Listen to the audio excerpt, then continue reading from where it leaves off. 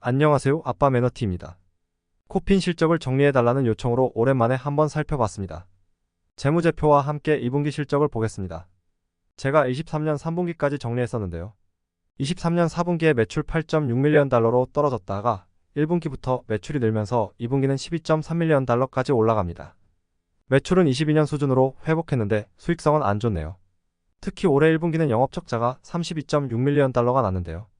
연구개발비, 판매관리비는 크게 변동이 없지만 소송 손해비용으로 24.8밀리언 달러가 나가게 됩니다. 소송 내용을 보니 블루라디오라는 업체와 골든아이 마이크로 디스플레이 제품에 대한 합작투자 계약 위반, 영업비밀 방어법을 위반했다는 내용입니다. 거의 세계 분기치 매출이 날아갈 정도의 금액인데 타격이 커 보입니다. 그나마 작업 효율화, 제작업 비용 감소 등으로 원가 절감을 많이 해서 매출이익률을 30%대로 높여놓은 것은 의미가 있어 보입니다.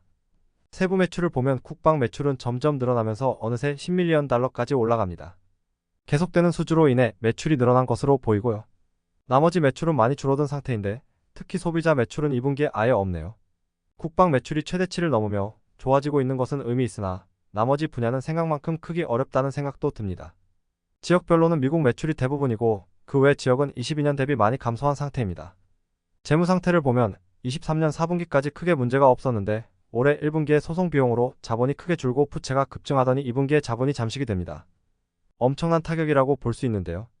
유동성 역시 200%가 넘을 정도로 나쁘지 않았는데 이제 유동부채가 유동자산보다 많아지고 있습니다.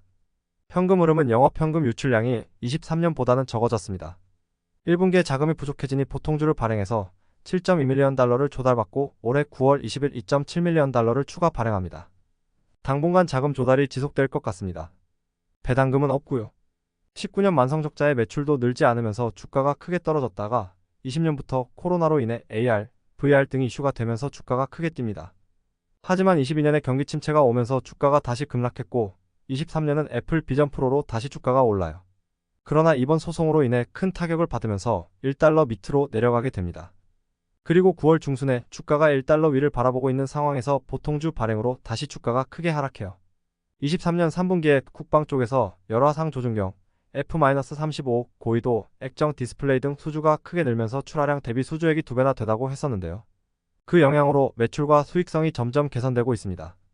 그리고 코핀 홈페이지에 가면 9월에만 추가 수주 관련해서만 3건의 기사가 나오더라고요. 콜린스 에어로스페이스 F-35 헬멧 디스플레이 2밀리언 달러. 금액은 안 나오지만. 웨어러블 수술 정보, 디스플레이 두 번째 주문. 바로 오늘 무기 조준경에 들어가는 에메랄드 마이크로 디스플레이 모듈 1.3밀리언 달러 추가 수주 이런 내용입니다. 그리고 3차원 자동광학 검사를 위한 더 저렴하고 품질이 좋아진 신제품 SXJR15도 나왔다고 하네요. 개인적으로는 소송 비용만 없었으면 주가가 계속 올라갈 상황일 것 같은데 아쉽습니다. 그래도 매출 상승과 원가 절감 등이 지속되고 있으니 자금 문제만 잘 해결되면 다시 올라가지 않을까 생각이 듭니다. 근데 자금 문제가 쉽지 않더라고요. 오늘 준비한 내용은 여기까지입니다. 시청해주셔서 감사합니다.